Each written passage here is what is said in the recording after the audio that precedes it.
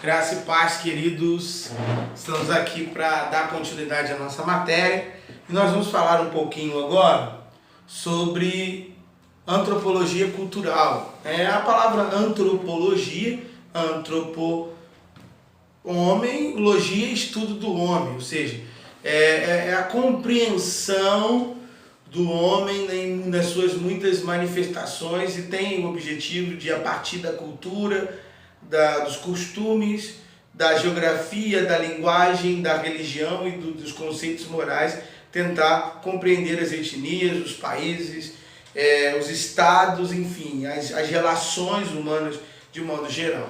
Quando a gente fala de antropologia cultural, a gente precisa se perguntar o que seria esse negócio chamado cultura. A palavra cultura, de forma original, é latina, vem de cultivar, plantar, né? Então, num conceito geral, cultura nada mais é do que uma produção humana. A cultura é a produção do homem. Ela tem a ver com a produção do homem.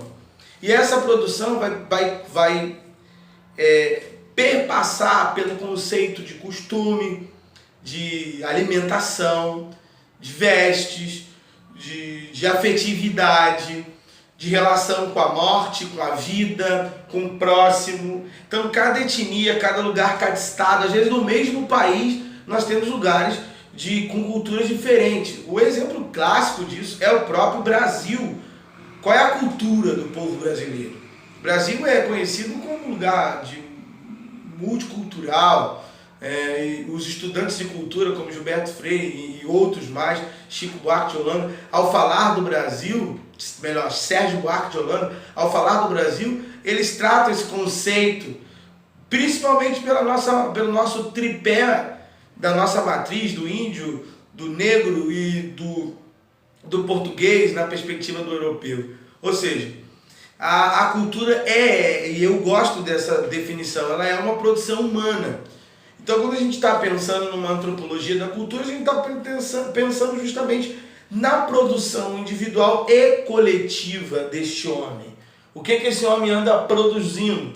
Como é que ele produz? Como é que ele se relaciona com isso? Como é que o outro, de outra cultura, de uma outra estrutura, mesmo do mesmo país, se dá ou se relaciona com isso? Então é importante nós pensarmos justamente esse conceito de cultura.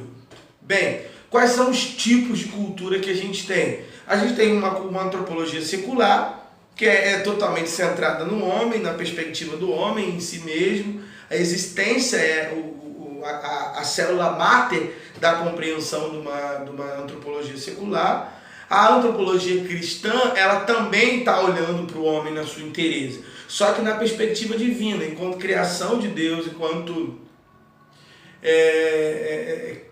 criatura de Deus, feita pelo seu propósito, enquanto alguém que precisa entender que a sua existência está diretamente relacionada em glorificar ao seu Criador.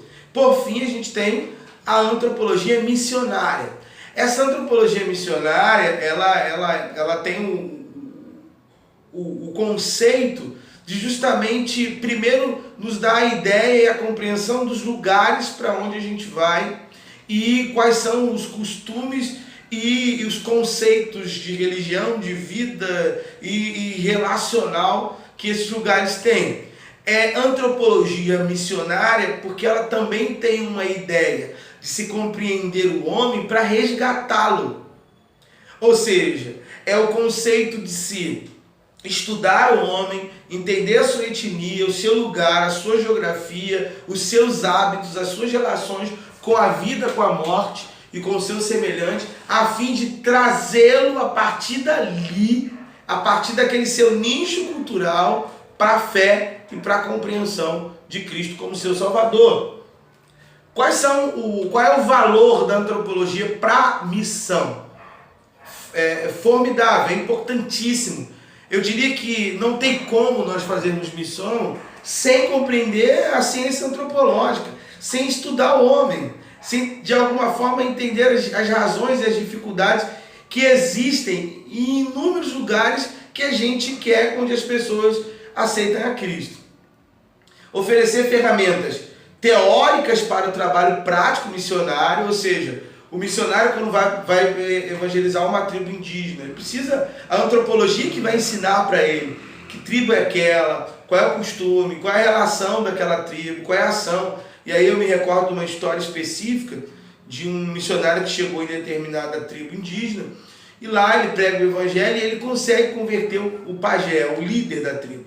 Chegando lá, ele vai dizer, olha, a Bíblia diz que você precisa ter uma única mulher.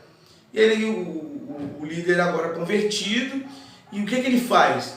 Ele aceita aquilo. Aí ele cria toda uma cerimônia e o missionário toma a ciência de que ele tinha 15 esposas e a cultura daquela tribo era, ele não teria condições nenhuma de simplesmente separar delas. Ele teria que matar todas as 14 e ficar apenas com uma.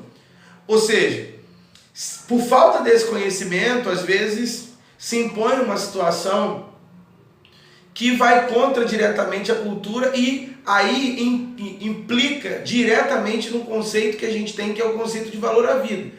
Como é que esse missionário saiu disso? Ele disse o seguinte, não mata ninguém, faz só o seguinte, não casa com mais nenhuma.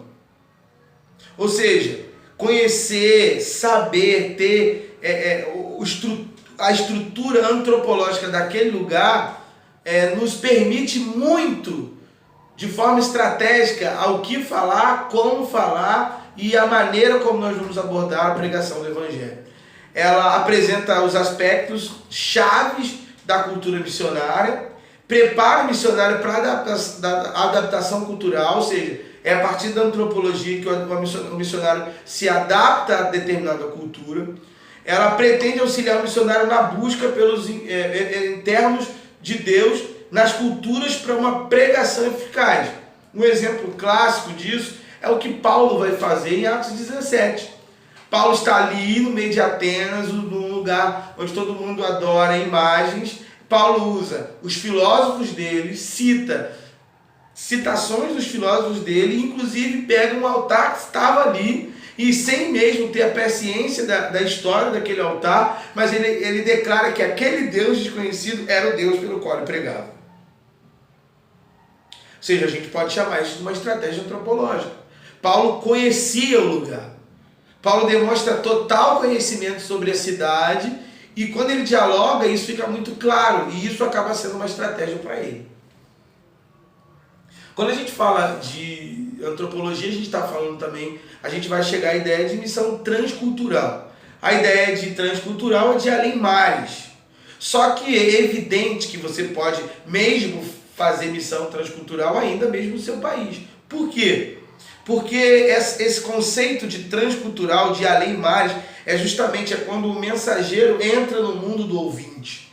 Transcultural, ou seja, para além disso. Você é como se, enquanto mensageiro da Boa Nova, você sai do seu lugar, da sua cultura, do seu lugar de assentamento geográfico, da sua estrutura, e você adentra na cultura do ouvinte, no costume dele, na estrutura linguística dele, na geografia. Você rompe as barreiras sociais, religiosas e familiares que existem ali para aquela pessoa com que você quer tratar. Então, quando a gente está pensando nessa transculturalidade, você está pensando justamente nessa, não numa invasão desrespeitosa, colonizadora, mas você está pensando numa aproximação entre alguém que está atrelado a uma outra cultura, um outro costume, a outros valores, para alguém que tem outra cultura, outros costumes e outros valores. E qual é o conceito? Esse mensageiro entender, compreender, apreender, imergir na cultura do ouvinte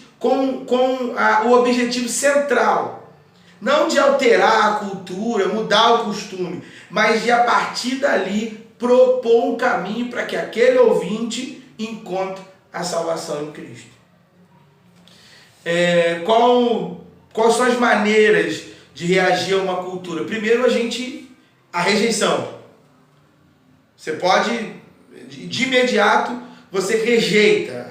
São as maneiras, né, que você tem em relação a determinada cultura. Ou a pessoa de outra cultura tem em relação a você. Primeiro momento é a questão da rejeição, de não permitir em hipótese alguma que você tenha espaço ali. Segundo, a imersão. Acabei de falar isso. A ideia de você entrar totalmente na cultura, compreendendo, até chegar a praticar a cultura daquele local. Você fica totalmente imerso ali, né? Aquele processo proposto pelo próprio Nabucodonosor quando traz os meninos de Jerusalém. Olha, ensina eles a nossa língua, a nossa cultura, muda o nome deles, e ele imergiu os meninos na cultura babilônica. Por fim, uma outra maneira de reagir à cultura é uma participação crítica. É quando você está ali, você participa, você compreende, mas essa participação vai gerar em você reflexão. Qual é a tensão dinâmica entre o Evangelho e as culturas humanas? O Evangelho deve ser separado de todas as culturas humanas. Ou seja, o Evangelho é superior a todas as culturas porque ele é a encarnação de Deus, na reconciliação de Deus com o mundo por meio de Cristo.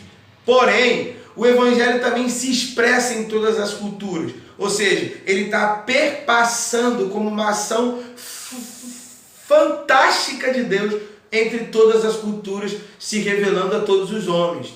Por fim, o Evangelho propõe uma mudança para todas as culturas. Porque se a cultura é uma produção humana, e o Evangelho, o Espírito do Evangelho, é essa boa notícia de Deus ao homem, quando esse homem encontra essa boa notícia, diretamente vai haver uma alteração na sua estrutura cultural. Tudo aquilo que foge da realidade, que faz com que esse homem esteja distante de Deus e do propósito real de Cristo, vai ser alterado por esse contato do próprio Evangelho com esse homem.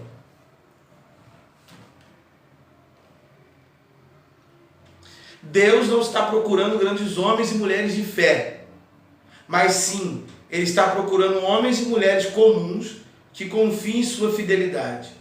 O autor desconhecido. Por vezes sentimos que aquilo que fazemos não é senão uma gota de água no mar, mas o mar seria menor se lhe faltasse uma gota. Madre Teresa. Essas são as frases que eu termino para te fazer entender que você é sim um missionário em potencial. Você, meu querido aluno do curso de Teologia aí na BAC, em Campos Elíseos, você precisa entender que Deus lhe instituiu, lhe capacitou e tem lhe dado essa estrutura e essa instrução a fim de que você entenda a sua missão aqui, o que você pode fazer. Que Deus te abençoe.